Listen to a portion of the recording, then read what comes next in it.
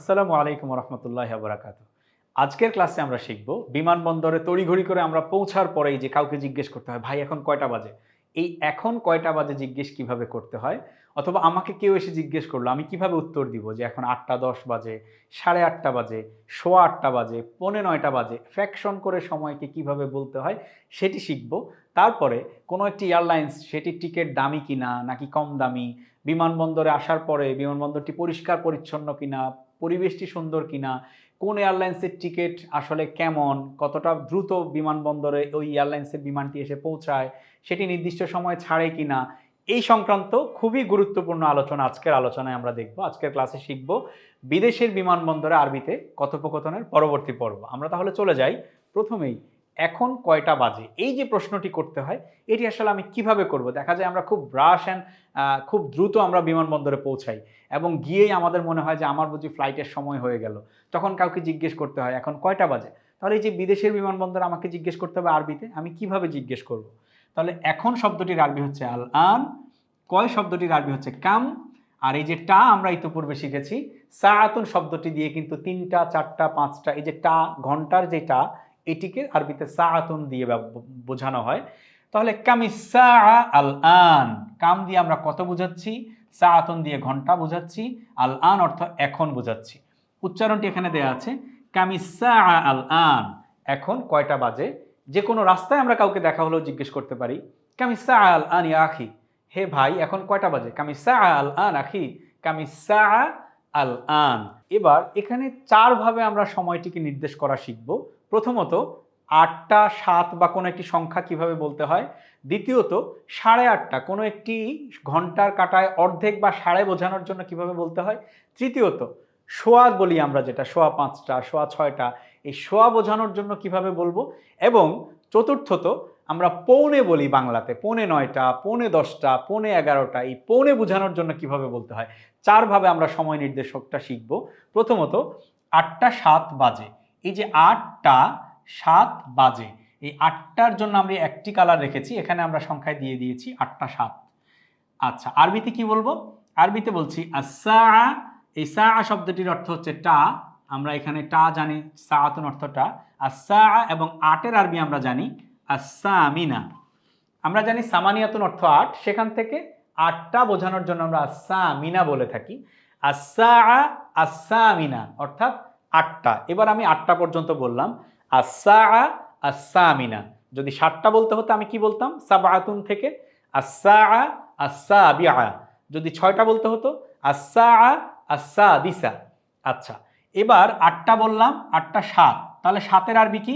আমরা জানি ৭-এর আরবি হচ্ছে সাবা, সাবাতুন অর্থ ৭। তাহলে আসা আসামিনা ওয়া সাবা, ৮টা এবং ৭ মিনিট।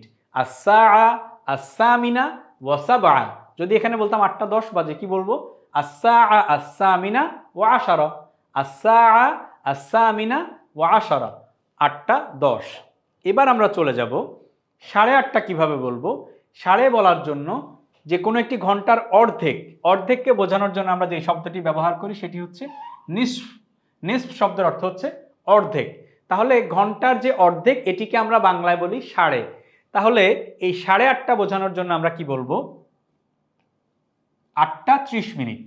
তাহলে ৮টার জন্য প্রথমে আমাদের আছে আসা আসামিনা, ইতিপূর্বে আমরা দেখেছি ৮টা বোঝানোর জন্য আমরা বলছি আসা আসামিনা। এবার অর্ধেকের আরবি কি বা সাড়ে, এটি বোঝানোর জন্য আমরা ব্যবহার করি নিসফ। নিসফ শব্দের অর্থ হচ্ছে, এই যে নিসফ শব্দের অর্থ অর্ধেক বা সাড়ে। তাহলে আসা আসামিনা ওয়ান নিসফ, অর্থাৎ ৮টা এবং সাথে আরও ১ ঘন্টার অর্ধেক মানে ৩০ মিনিট। আসা আসামিনা ওয়ান নিসফ। তারপরে চলে যাই ৮টা ১৫ মিনিট বা সোয়া ৮টা। এই সোয়া আমরা কখন বলি? যখন 1/4, ৪ ভাগের ১ ভাগকে বোঝানোর জন্য আমরা সোয়া শব্দটি ব্যবহার করে থাকি। যেমন এই ১০০-র ৪ ভাগের ১ ভাগ হচ্ছে ২৫, যেটিকে আমরা সোয়া বলতে পারি। তারপরে ১ ঘন্টা ৬০ মিনিটের ৪ ভাগের ১ ভাগ হচ্ছে ১৫ মিনিট, 1/4 বা ৪ ভাগের ১ ভাগ হচ্ছে ১৫ মিনিট। তাহলে যখন আমরা ৮টা ১৫ বাজে, তখন ৮টা ১৫ না বলে আমরা কি বলি, সোয়া ৮টা বাজে। এই সোয়া ৮টা বোঝানোর জন্য আমরা কি ব্যবহার করব, আরবিতে এই ৪ ভাগের ১কে আরবিতে বলা হয় রুবু। এই রুবু শব্দের অর্থ হচ্ছে ৪ ভাগের ১ ভাগ। আরবা শব্দের অর্থ হচ্ছে 4, সেখান থেকে রুবউ শব্দের অর্থ হচ্ছে 4 ভাগের 1 ভাগ। তারপরে সুলুস শব্দের অর্থ হচ্ছে 3 ভাগের 1 ভাগ। সালাসা অর্থ 3 আর সুলুস অর্থ 3 ভাগের 1 ভাগ। তারপরে খমসাতুন অর্থ 5, খুমুস অর্থ 5 ভাগের 1 ভাগ। আচ্ছা, ওই আলোচনায় না গিয়ে এখানেই থাকি। রুবউ শব্দের অর্থ হচ্ছে 4 ভাগের 1 ভাগ। তাহলে আমি কি বলবো? 8টা 15 বাজে। 8টা বাজে তো আমরা ইতিমধ্যেই জানি, আসসাআ আসসামিনা, আগের মতোই আসসাআ আসসামিনা। 15 মিনিটকে সোয়া বোঝানোর জন্য আমি বলবো ওয়ারুবউ, আসসাআ আসসামিনা ওয়ারুবউ, 8টা এবং আরো 15 মিনিট, আরো 4 ভাগের 1 ভাগ, মানে সোয়া 8টা। এবার চলে যাব পৌনে 9টা বলার জন্য। যেমন পৌনে 9টা কিন্তু ঘন্টার কাঁটায় থাকে 8টা 45, কিন্তু সেখানে আমরা 8 বলি না, আমরা কি বলি? পৌনে 9টা বাজে। অর্থাৎ 9টা থেকে আর মাত্র 15 মিনিট কম, আর 15 মিনিট হলেই এটি 9টা হয়ে যাবে। এটিকে বোঝানোর জন্য আমরা কি বলি বাংলায়? পৌনে 9টা। তাহলে পৌনে 9টার কিন্তু ঘন্টার কাঁটা হচ্ছে 8টা 45 মিনিট। আমরা 8টা 45 না বলে আমরা বলি পৌনে 9টা বাজে, অর্থাৎ সেটাকে 9-এ নিয়ে যাই। তাহলে এই পৌনে 9টার আরবি হচ্ছে, প্রথমে আমরা আসসাআ আত্তাসিআ, এবার কিন্তু আর 8 বলছি না, যদিও ঘন্টার কাঁটায় 8টা 45, কিন্তু আমরা 8 বলছি না, আমরা বলছি কি? সাআ আত্তাসিআ। আমরা জানি তিসআতুন অর্থ 9, সেখান থেকে আত্তাসিআ অর্থ 9টা। আচ্ছা, আসসাআ আত্তাসিআ অর্থ 9টা হয়ে গেছে। এই যে 9টা বলে ফেললাম, এখন পৌনে বোঝানোর জন্য, অর্থাৎ 9 থেকে 15 মিনিট কম, সেটা বোঝানোর জন্য আমরা কি আনছি? এখানে দুটো শব্দ এনেছি, একটি হচ্ছে ইল্লা আর একটি হচ্ছে রুবউ। তাহলে ইল্লা শব্দের অর্থ হচ্ছে উইদাউট। ইল্লা শব্দের অর্থ ব্যতীত বা উইদাউট বা কম, অথবা আমরা লেস বলতে পারি। ইল্লা আর রুবউ শব্দের অর্থ হচ্ছে 4 ভাগের 1 ভাগ, মানে 15 মিনিট। আমরা বলছি কি? আসসাআ আত্তাসিআ অর্থ 9টা, ইল্লা ব্যতীত, রুবউ 15 মিনিট, অর্থাৎ 9টার চেয়ে 15 মিনিট কম। এটিকে আমরা কি বলি? আসসাআ আত্তাসিআ ইল্লা রুবউ। আমরা যদি সোয়া বলতাম তাহলে বলি কি? আসসাআ আসসামিনা ওয়া রুবউ, 8টা এবং আরো 15 মিনিট। আর যখন আমরা 15 মিনিট কম বুঝাবো, পৌনে 9টা বলবো, তখন বলবো আসসাআ আত্তাসিআ ইল্লা রুবউ, অর্থাৎ 15 মিনিট কম। এটি খুব ইন্টারেস্টিং আলোচনা। এবার আমি যখন কোনো একটি দেশে যাই, ফর এক্সাম্পল আমাকে যখন কেউ জিজ্ঞেস করে, বা আমি যদি কাউকে জিজ্ঞেস করতে চাই যে আপনি সৌদি আরবে কতদিন থাকবেন, এই যে থাকবেন, এটির আরবি হচ্ছে মাকাসা ইয়ামকুসু। আল মাকসু শব্দের অর্থ হচ্ছে অবস্থান করা বা স্টে করা, থাকা। মাকাসা ইয়ামকুসু থেকে আপনি কতদিন থাকবেন, এই আপনি থাকবেনটির আরবি হচ্ছে তামকুসু। সৌদি আরবের আরবি আমরা এখানে লিখেছি ফিস সাউদিয়া। আর কতর আরবি আমরা জানি কাম। দিনের আরবি আমরা ইতিমধ্যে পড়েছি ইয়াউমুন। যেহেতু এখানে বেশি দিন মিন করছে, তাই আমরা বহু বচন নিয়েছি আইয়ামুন। ইয়াউমুন শব্দের অর্থ একদিন, আইয়ামুন অর্থ দিন সমূহ বা অনেক দিন, কতদিন, এটি বোঝানোর জন্য আইয়ামুন ব্যবহার করা হয়। তাহলে কাম ইয়াউম, আপনি কতদিন থাকবেন, এটি আমরা এক বচন হলে কাম ইয়াউম বলতাম, কিন্তু এখানে যেহেতু বেশি দিন মিন করছে, তাই আমরা বলছি কাম আইয়ামিন, কতদিন, তামকুসু আপনি থাকবেন, ফিস সাউদিয়া সৌদি আরবে। যদি আমরা কাতার বলতাম তাহলে বলবো কাম আইয়ামিন তামকুসু ফি কতার। যদি আমরা দুবাই বলি কাম আইয়ামিন তামকুসু ফি দুবাই। যদি আমরা দেখা গেল ঢাকার ভেতরেই বলি, কেউ একজন ঢাকা এসেছে অন্য কোনো শহর থেকে, কাম আইয়ামিন তামকুসু ফি ঢাকা, আপনি কতদিন সৌদি আরবে থাকবেন, কতদিন ঢাকায় থাকবেন, এভাবে আমরা জিজ্ঞেস করতে পারি। এখন আমার থাকার পরিমাণ কিন্তু বিভিন্ন রকম হতে পারে, দিন হতে পারে, সপ্তাহ হতে পারে, মাস হতে পারে, বছর হতে পারে। এবার আমরা ইতিপূর্বে দিনের আরবি শিখেছিলাম, ইয়াউমুন শব্দের অর্থ দিন। আচ্ছা, সপ্তাহের আরবি এখন আমরা শিখিনি, তারপর মাসের আরবি এবং বছরের আরবি, এগুলো আমরা এখন এখান থেকে শিখে নিব। যেমন প্রথমে আমরা দেখি 30 দিন।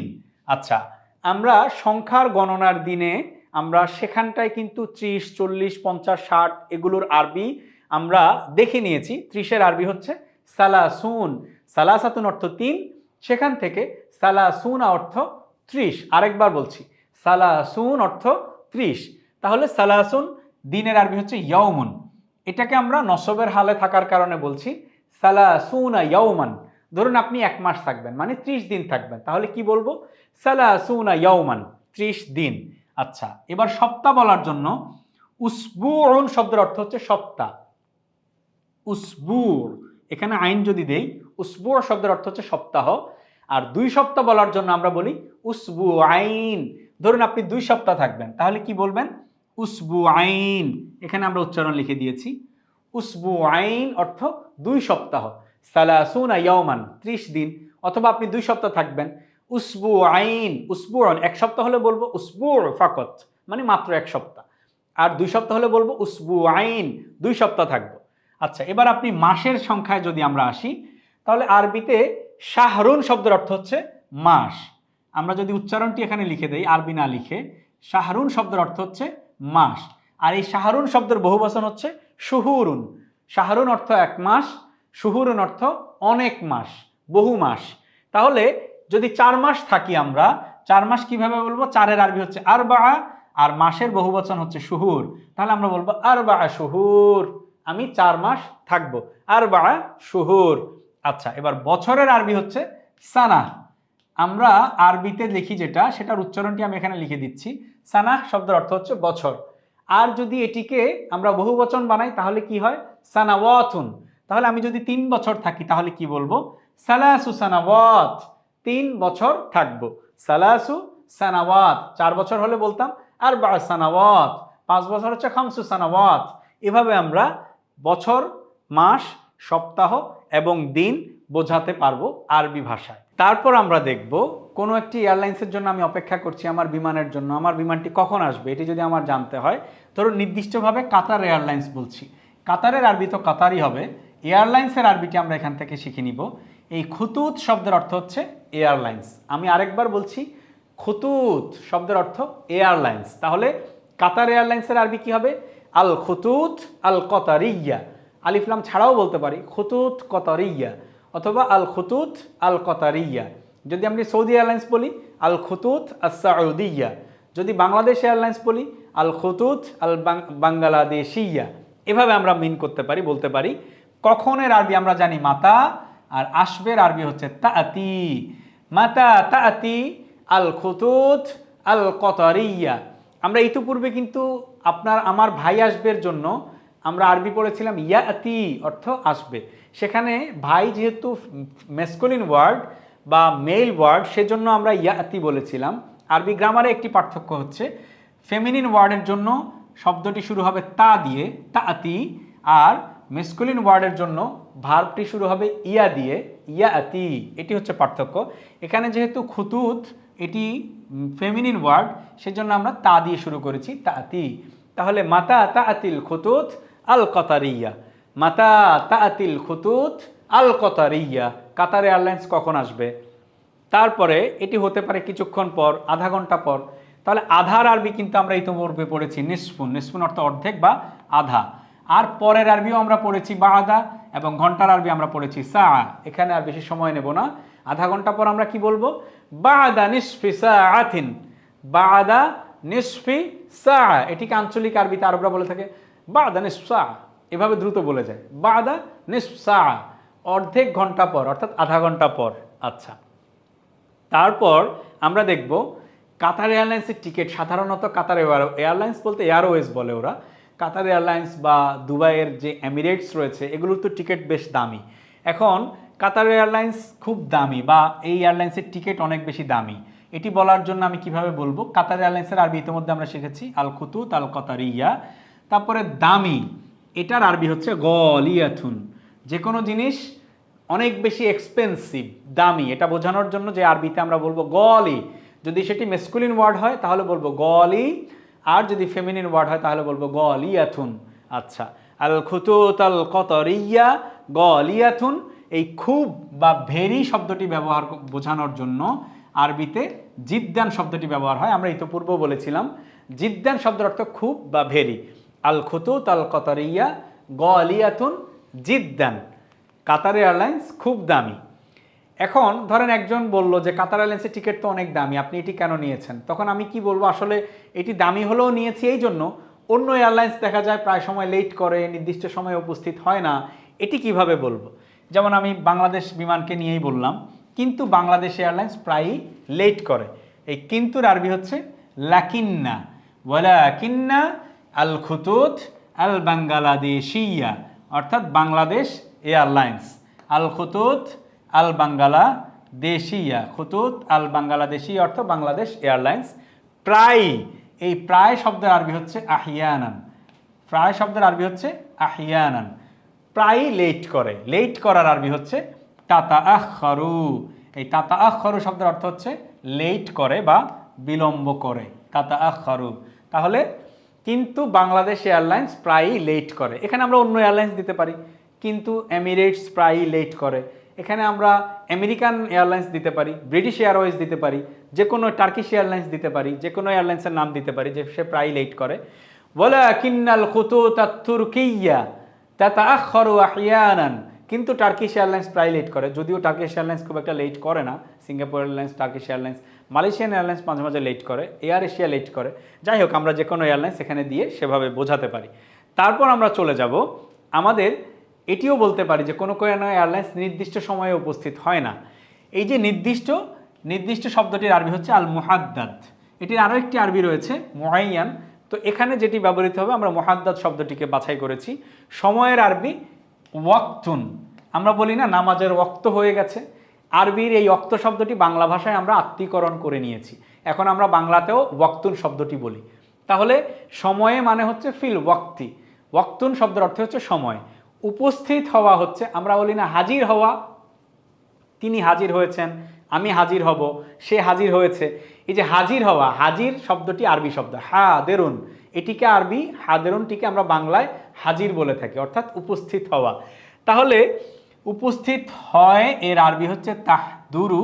এখানে আমরা যেহেতু এয়ারলাইন্সকে বোঝাচ্ছি, ওই এয়ারলাইন্স থেকে এখানে তাহদুরু শব্দটি এসেছে। ওয়ালা অর্থ না, এই লা শব্দের অর্থ হচ্ছে না। ওয়ালা তাহদুরু অর্থ উপস্থিত হয় না। ফিল ওয়াক্তিল মুহাদ্দাদ, নির্দিষ্ট সময়ে। আমরা আগের লাইনের সাথে যদি বলি, কিন্তু বাংলাদেশ এয়ারলাইন্স প্রায়ই লেট করে। ওয়ালাকিন্নাল খুতুত আল বাংলাদেশিয়া তাতাআখারু আহইয়ানান, এবং নির্দিষ্ট সময়ে উপস্থিত হয় না। ওয়ালা তাহদুরু ফিল ওয়াক্তিল মুহাদ্দাদ। তারপরে আমরা চলে যাব আমাদের কোন রুট দিয়ে আমি যাব। যেমন আমরা জানি বাংলাদেশ থেকে সব দেশে কিন্তু ডিরেক্ট ফ্লাইট নেই, আমাদেরকে বিভিন্ন জায়গাতে ট্রানজিট ধরে যেতে হয়। ইউরোপের দেশগুলোতে যাওয়ার জন্য সাধারণত আমাদের কাতার, দুবাই, তুরস্কের ইস্তাম্বুল, বিভিন্ন জায়গায় ট্রানজিট দিয়ে আমাদেরকে যেতে হয়। এই রুটটিকে আরবিতে কি বলে?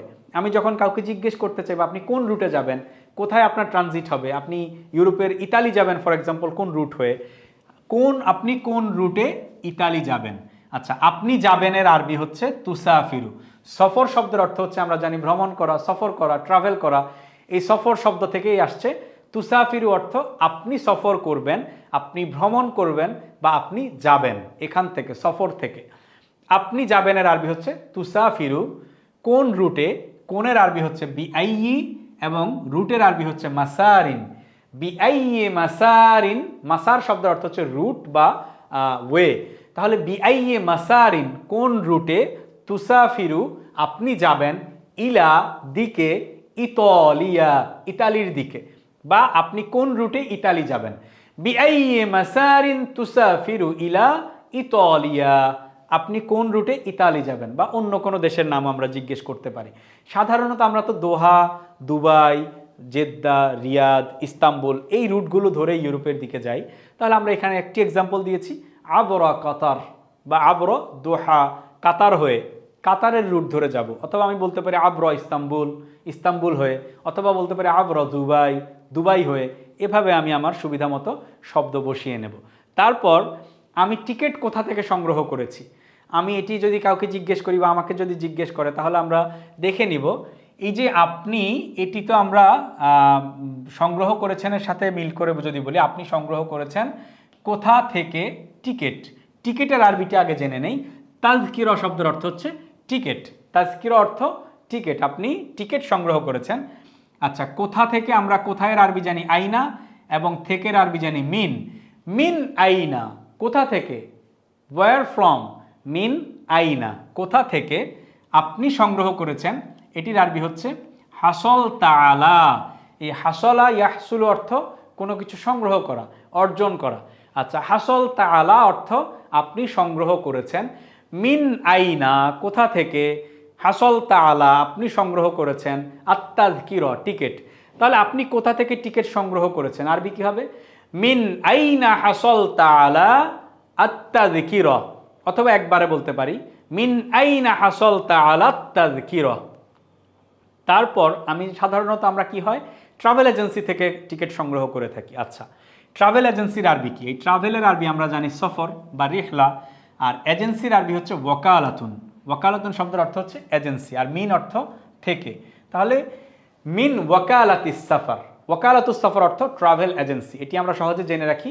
ওয়াকালাতুস সাফার অর্থ ট্রাভেল এজেন্সি, মিন ওয়াকালাতিস সাফার ট্রাভেল এজেন্সি থেকে। আচ্ছা, তারপর বিমানবন্দর সম্পর্কে বলবো যে এই বিমানবন্দরটি অনেক বড়। যেমন এটি আসলে দুবাই ইন্টারন্যাশনাল এয়ারপোর্টের সম্পর্কে বলা যায়, সিঙ্গাপুর ইন্টারন্যাশনাল এয়ারপোর্ট সম্পর্কে বলা যায়, ইস্তাম্বুল ইন্টারন্যাশনাল এয়ারপোর্ট সম্পর্কে বলা যায় যে এই বিমানবন্দরটি অনেক বড়। তাহলে এই এর আরবি হচ্ছে হাদা। বিমানবন্দরের আরবি আমরা ইতিমধ্যেই শিখেছি আল মাতর শব্দের অর্থ বিমানবন্দর। বড়র আরবি হচ্ছে কাবীরুন। আমরা জানি কাবীর অর্থ বড় এবং সগীর অর্থ ছোট, কাবীর সগীর। তাহলে এই বিমানবন্দরটি বড় যদি বলতে হয় হাদাল মাতরু কাবীরুন, হাজা অর্থ এই, মাতর অর্থ বিমানবন্দর, কাবীরুন অর্থ বড়। হাজাল মাতরু কাবীরুন। তারপরে বিমানবন্দরটি আবার পরিষ্কারও, বড়র পাশাপাশি বিমানবন্দরটি পরিষ্কার। তাহলে আমি কি বলবো? নাম, হ্যাঁ নাম, এবং পরিষ্কার ও, এবং এর আরবি হচ্ছে ওয়াও। তারপরে পরিষ্কারের আরবি হচ্ছে নাজিফুন, ও এর জন্য আমরা ব্যবহার করেছি আইদন। নাম, হ্যাঁ, ওয়ানাজিফুন আইদন, এবং পরিষ্কারও। নাম অর্থ আমি বুঝাচ্ছি যে হ্যাঁ বিমানবন্দরটি বড়, ওয়ানাজিফুন আইদন, এবং পরিষ্কারও। নাজিফুন শব্দের অর্থ পরিষ্কার। তারপরে আমি বলবো বিমানবন্দরটি বড়, পরিষ্কার। এবার বলছি বিমানবন্দরের পরিবেশটাও সুন্দর। সহজভাবে শিখে নেই। পরিবেশের আরবি হচ্ছে আল বিআতু, আইদন হচ্ছে ও, সুন্দরের আরবি আমরা জানি জামিলাতুন। তাহলে আমরা কি বলবো? আর পরিবেশটাও সুন্দর, আরবি কি? ওয়াল বিআতু আইদন জামিলাতুন। ওয়াল বিআতু মানে আর পরিবেশটা, আইদন ও, জামিলাতুন সুন্দর। ওয়াল বিআতু আইদন জামিলাতুন। আমরা যদি শুরু থেকে বলি হাদাল মাতারু কাবীরুন, এই বিমানবন্দরটি বড়। নাম ওয়ানাজিফুন আইদন, হ্যাঁ এবং পরিষ্কারও। তারপর যদি বলি ওয়াল বিআতু আইদন জামিলাতুন, আর পরিবেশটাও অনেক বেশি সুন্দর। এরপর আমরা যাব এই বিমানবন্দরে আমি কি ইতিপূর্বে এসেছি নাকি এটি আমার প্রথমবার, এটি যদি জানতে চাই। আমি যদি কাউকে জিজ্ঞেস করি আপনি কি ইতিপূর্বে এখানে এসেছেন, আপনি এই দেশে এসেছেন বা এই বিমানবন্দরে এসেছেন? আচ্ছা, কির জন্য তো আমরা জানি হাল শব্দটি দিয়ে আমরা কি বুঝাই। আপনি এসেছেন এটির জন্য আমরা আতা ইয়াতি শব্দ থেকেই, যত ইতিয়ান শব্দ থেকেই আসার অর্থটি আসবে। আমরা জেনে রাখবো যত জায়গায় আপনি এসেছেন, আপনি আসবেন, তিনি আসবে, সে আসবে, শব্দের জন্য আমরা আতা ইয়াতি বা ইতিয়ান শব্দ থেকেই শব্দ নিয়ে নিয়ে ব্যবহার করব। তাহলে আপনি এসেছেন হচ্ছে আতাইতা। কি? হাল আতাইতা, আপনি কি এসেছেন? হুনা, এখানে আমরা এখানের আরবি পড়েছি হুনা, এটি আমরা আগেও শিখেছি। হুনা শব্দের অর্থ হচ্ছে এখানে। হাল আতাইতা হুনা, আপনি কি এখানে এসেছেন? মিন কবলু, মিন কবলু শব্দের অর্থ হচ্ছে ইতোপূর্বে। হাল আতাইতা হুনা মিন কবলু, আপনি কি ইতোপূর্বে এখানে এসেছেন? তারপর আমি যদি এসে থাকি তাহলে একরকম বলবো, না এসে থাকলে একরকম বলবো।